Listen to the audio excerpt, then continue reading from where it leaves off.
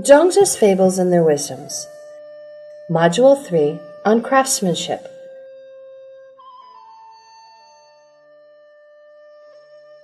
Lesson 2. The Essence of Craftsmanship. Fable 1. Cook Ding carving the ox. You look upset. What's bothering you? Master, I want to perfectly acquire some skills. I think a perfect skill can bring me a higher income and secure a better life, but I don't know how to realize it. Almost everyone is seeking the answers to such a question. How can I approach to perfection in my field? Let me tell you the fable of Cook Ding carving the ox. Cook Ding was well known for his excellent carving skill. King Wenhui of Qin admired him very much and asked Cook Ding to come and show him. Cook Ding had also explained how to perfectly acquire the skill in this fable. Once, Cook Ding was cutting up an ox for King Wenhui of Qin. At every touch of his hand, every action of his shoulders, every move of his foot, it just produced some sounds of swish with the swinging knife. He seemed to work in perfect rhythm. His movements were just like the mulberry forest dance, and even like the orchestra playing symphonies of Jingshou. It was done perfectly and effortlessly. Oh, this was really marvelous. How could you reach such perfection? That's because I devote my heart and soul to care about the way. Or you can say the Tao. It is beyond just the desire to be perfect in the skill. At the beginning, when I first picked up the job to undo the ox, all I could see was the ox itself. I kept practicing it for 3 years. Then I no longer saw the ox. While now, when I am loosening the ox, I don't see it with my eyes but my mind. My spirit, to really feel the natural skeletal structure of the ox and follow the makeups as they are. So I never touch the smallest ligament or tendon, and much less the solid bones. A good cook changes his knife once a year, because he cuts. A common cook changes it once a month, because he smashes. I have had this knife for 19 years, and I've taken apart several thousand oxen. Yet its blade is as sharp as if it were fresh from the grindstone. There are narrow spaces between the joints, and the blade of a knife has indeed no thickness. If you insert what has no thickness into those spaces, then certainly there would be enough room for the blade to go through. That's why my knife has been used for 19 years, but its blade is still as good as when it was fresh from the grindstone. However, whenever I come across some complicated situation, I pay great attention to what is most difficult to handle and cautiously prepare myself by keeping my eyes on the job, taking much slower action and move the knife with great subtlety until the moment the whole ox was loosened as the soil thrown to the ground.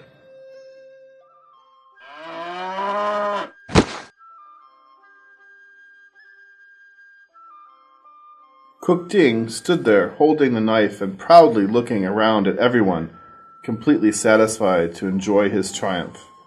Then he cleaned the knife and put it away. This is really insightful and enlightening. From your experience, I have learned the way of cultivating my mind and developing my character. Cook Ding was so keen on his job that he knew everything inside and out.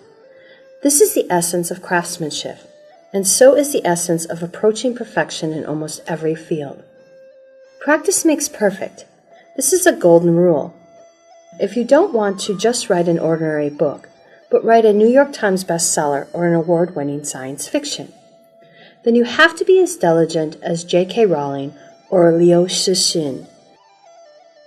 You have to really devote yourself to practicing, writing, and search for the correct method to make it done instead of mere desire to succeed.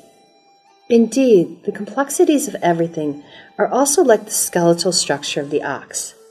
Those who are distracted and don't understand how to approach them end up running around in circles, wasting all their energy and time. This is the end of this fable.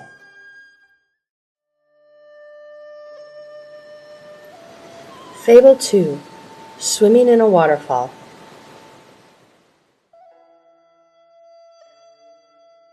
Master, sometimes I saw someone doing some task with great difficulty. It seems so unbelievable. I don't understand how they can succeed in doing so. I agree. Some people are capable of accomplishing some extraordinary things.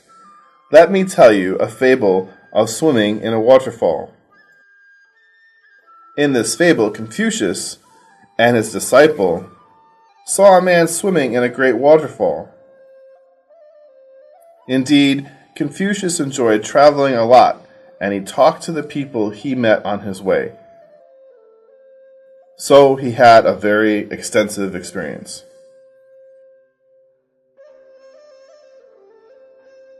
When Confucius was traveling in Longmen Luyang, he saw a waterfall which was about 150 feet high, with billows rushing forward. Even the giant turtles and alligators could not manage it. At this time, he saw a man swimming in the waterfall.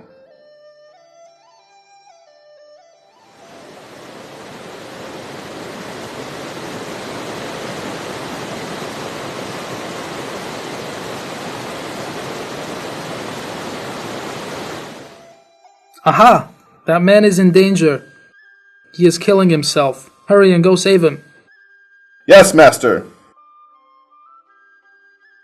Just after a while, the man swam back, sang and walked along the bank. Confucius walked quickly to catch up with the man and had a talk with him. This waterfall is as high as about 150 feet, with billows rushing forward. Even the giant turtles and alligators couldn't manage it. I had thought that you wanted to commit suicide and asked my disciple to rescue you, but it seems that I have made a mistake. You are indeed an excellent swimmer. Is there any special method for swimming in such rushing water?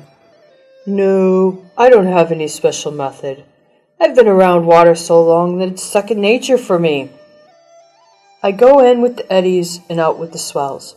Follow the flow of the water instead of my own will. You said you follow the flow of the water and then succeed. What does it mean?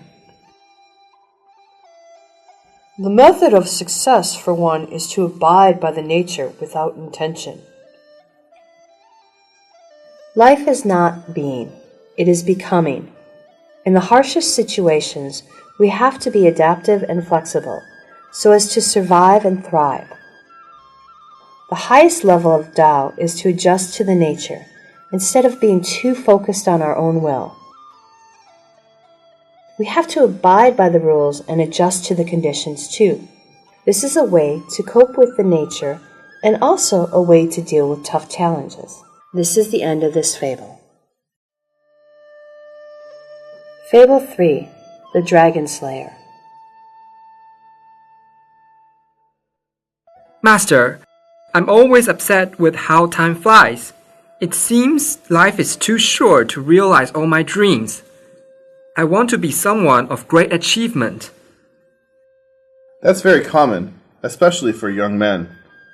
It is great to have big dreams, but it is also very critical to be pragmatic, which means to deal with things sensibly and realistically in a way that is based on practical matter rather than theoretical considerations. Let me tell you a story of the Dragon Slayer. In this story, Zhou Pingman, who was a young man with big dreams, wanted to learn how to slay the legendary dragon. I'm Zhu Pingman. I don't want to be average. I want a life that no one else has ever had before.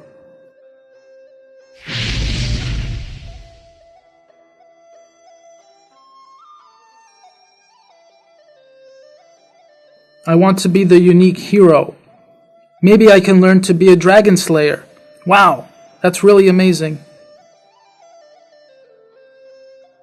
Zhu Pingman then went to the deep forest to study the art of butchering dragons under Cripple Yi.